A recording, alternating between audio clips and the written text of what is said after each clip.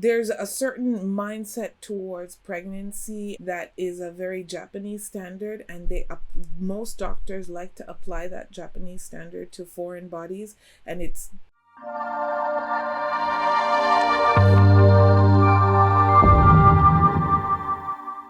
Hey guys, what's up? Ranza here, and this is my wife, Janique.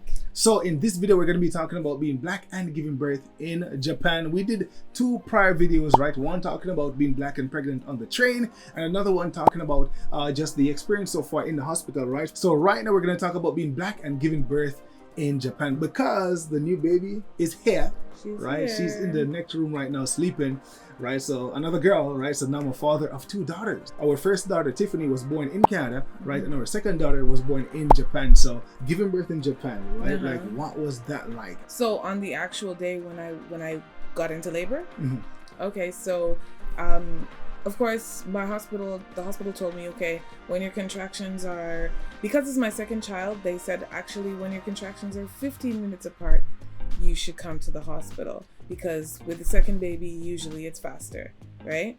So the morning that I started to feel the contractions and I started timing them, it was already like 7 minutes apart. So anyways, we eventually get to the hospital and we go straight into the labor room. Okay, so she came in before us maybe like 10 minutes ago, and we're on the second floor of this place, and we're actually waiting. Okay, anyway, this is a room.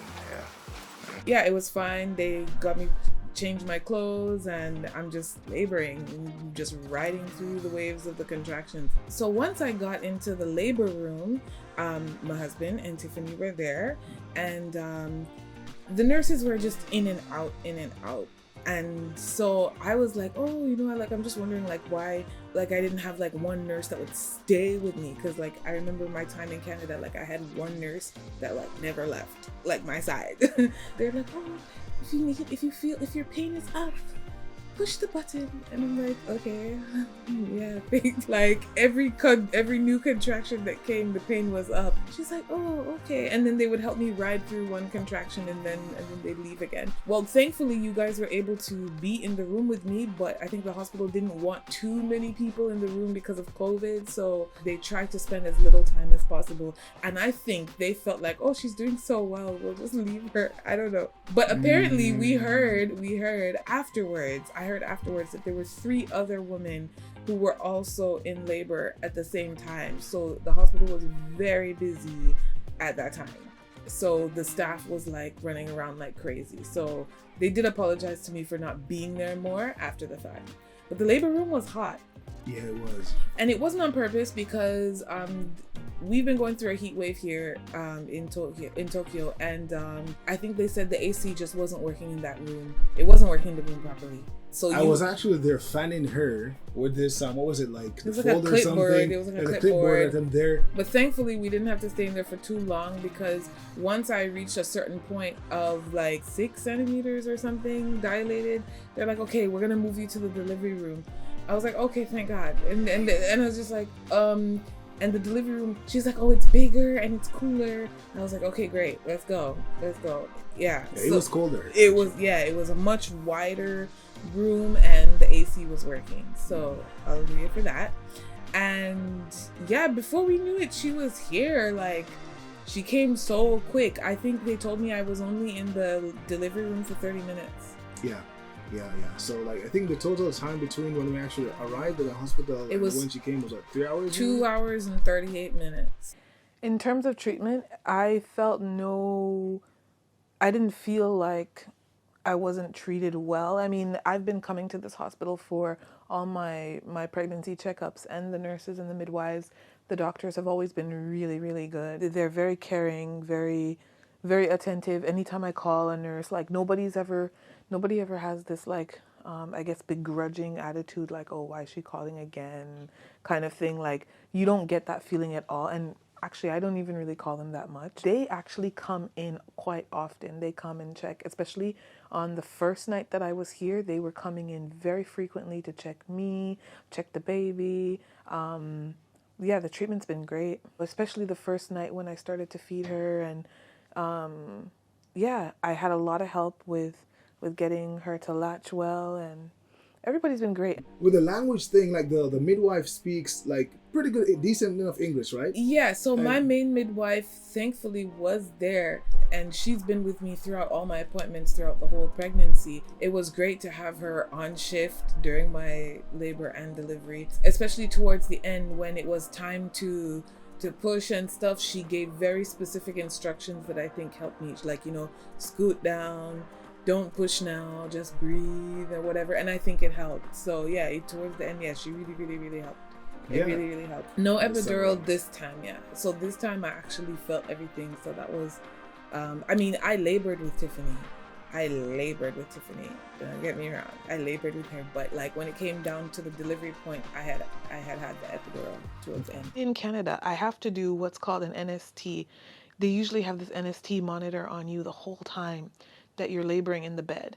So, and then not only that, but in Canada, they try to keep you in the bed. They don't want you walking around, at least at the public hospital that I gave birth in. Here, I only had to wear the monitor for 40 minutes. And I didn't have an IV for very long either. So I was able to walk around. I was rocking. I was like, you know, putting myself in positions that were comfortable for me to manage my contractions, which I think helped a lot compared to Canada. So one thing that I liked about this hospital in particular, and I also think that this is a thing in Japan where they're open to women putting themselves in different positions to properly manage their labor better. So I had more freedom of movement, which was really helpful. I did not have that in Canada, so that was a really positive thing. Also, like the birth plan option here, letting them know like what I would like, what I wouldn't like. They're not forcing, for example, like I strictly want to breastfeed. So the nurses or the midwives can take the baby out of the room if I need time for myself, if I find that I'm not sleeping. But they ask me, is it okay if we give her milk?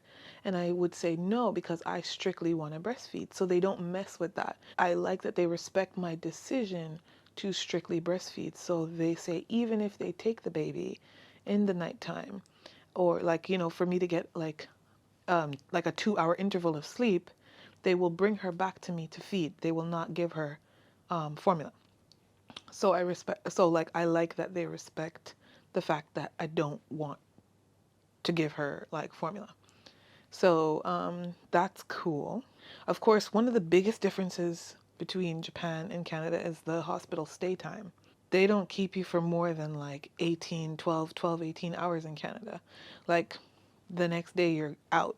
I think one of my girlfriends back home, she said, yeah, she still had the IV in her arm when they were discharging her from the hospital. So it's like, you know, they don't really keep you for very long. Whereas here in Japan, it's standard at least 4 or 5 days, 6, 7 days, 4, 5, 6, 7 days. They want to, the mother to recover. So recovery is really important here and a part of the culture. So that's pretty cool. That's been a really positive experience, and the hospital food is actually good, which I can't say about Canada at all. Yeah. You stayed in the hospital for, I think it was 4 days, right? 4 nights, 5 days. Okay. So how was that? The hospital stay was great. Like I think you said, it's like a hotel. Yeah, it is. It did have a hotel vibe. When you come in for labor and delivery, they already supply you with a big bag of goodies. Most things that you need for postpartum care, and like, you know, shampoo. So they provide pajamas. The food was great. Like we got breakfast at 8, lunch at 12, midday snack at 3, dinner at 6. And dinner at 6 came with a midnight snack. And they have like what they call a celebratory meal. You have that dinner your last night at the hospital. At least for my hospital, it was the last night at the hospital. And it was like very fine dining, presentation, 3 trays. It was very exquisite looking. It was nice. Honestly, the food was great. The treatment was great.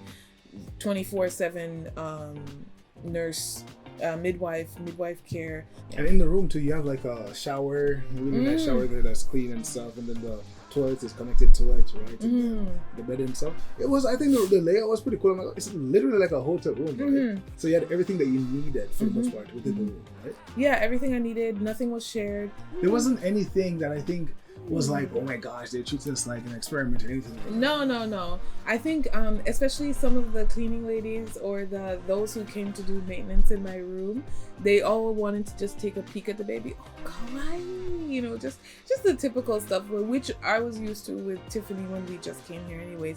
But I think with our daughter, like, you know, she's got curly hair, you know, the Japanese babies have straight hair, she's got lots of hair, so and she was very like, when she's awake, she's very alert.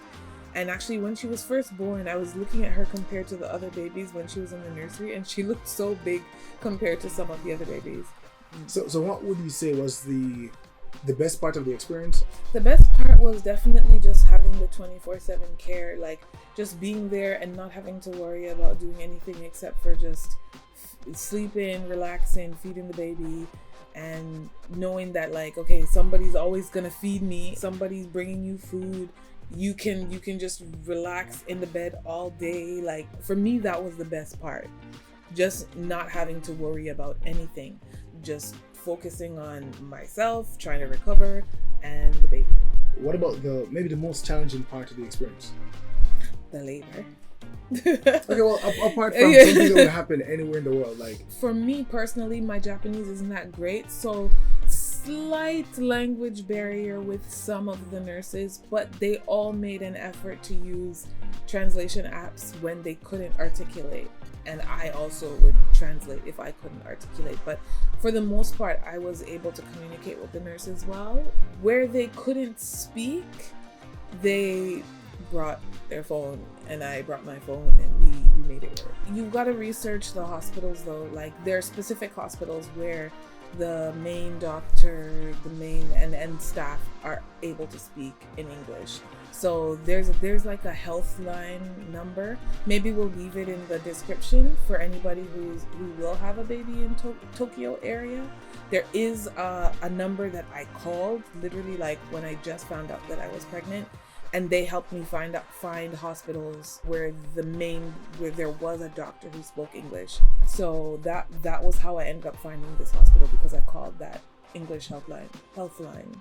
Any advice for those people who might be pregnant right now? Anything for them to be afraid of? Afraid of? No. Wary of? Yes. Be aware that there's a certain mindset towards pregnancy and weight gain, for example, that is a very Japanese standard, and most doctors like to apply that Japanese standard to foreign bodies, and it doesn't really work that way.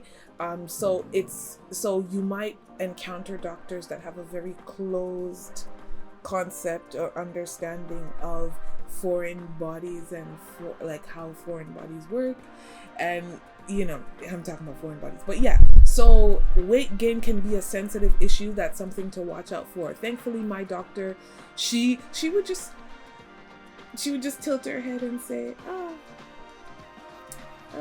watch it, man. Like, you know, but my urine samples and my blood work would always come back okay. She's like, oh, you gained this much, but you're still okay. You don't have gestational diabetes. You don't have this. You don't have that. And then we're just like, yeah. She's like, how much did you gain with your other daughter? And I told her like about this much, and she's just like, oh, yeah. You know, shocking. So yeah, they're not used to. In Japan, just let me tell you, the standard is you're supposed to gain like 1 kilogram a month.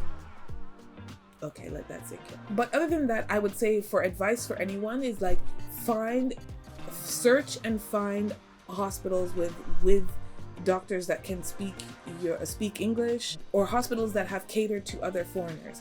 You will have, I think, a better experience at those hospitals. And don't be alarmed if a hospital, because I think there was one hospital that I called and I was just like, oh, this one seems good, and because I told them that my Japanese isn't perfect, they're like, oh no, we don't want to, it's too risky. They didn't want to have me. And I've heard this before, so don't be discouraged I guess if hospitals deny you, technically they really shouldn't, but especially if it's a private hospital. If it's a private hospital, I guess they can do whatever they want, but public hospitals should be able to take you, but they will warn you, oh, no one here speaks English, or the one person who does speak English may not be here when you give birth. So do your research. At least in the Tokyo area, I think it's all of Japan, but at least in the Tokyo area, it's 420,000 that is covered by the government or by the insurance that we don't have to pay. And usually most hospitals are anywhere around 150 to 200,000 average out of pocket. If you do midwife, the 420,000 pretty much covers almost everything, and you would only have to pay maybe an additional 20 or 50,000 and on top of that if you do a midwife or birthing center. They're cheaper options. But yeah, if you're doing a public hospital or private hospital, out of pocket anywhere from 150 to 200,000 or more. Yeah, it's been cool. It's a happy time, of course, and we thank God for a safe delivery, right? And speedy delivery as well. Yeah, very speedy. Right, it was wonderful. Thanks for the prayers. Of course, of course, we pray as well. And guys, thanks for watching. If you enjoyed this video, please give it a big thumbs up and remember to subscribe to this channel for more videos like this, right? If you have any questions, I guess that we can answer in the comment section below. You can leave it down in the comment section. And again, check out the links to the other videos where we touch on different aspects of the journey so far, and other supporting links, numbers and stuff like that. If you want to call, if you're giving birth in Japan for the first time and you need help, just check out the links in the description down below. And again, on the Ranzo channel, right? We haven't started releasing videos on that yet, but I want more like casual stuff, maybe like family life and like vlogs in Japan and stuff like that. So if you want more casual stuff, just check the link in the description down below. Subscribe to that channel. We're gonna start releasing videos on that soon, so stay tuned for that. So until next time, guys, right? Thanks for watching. God bless you all. Bye for now. Bye bye.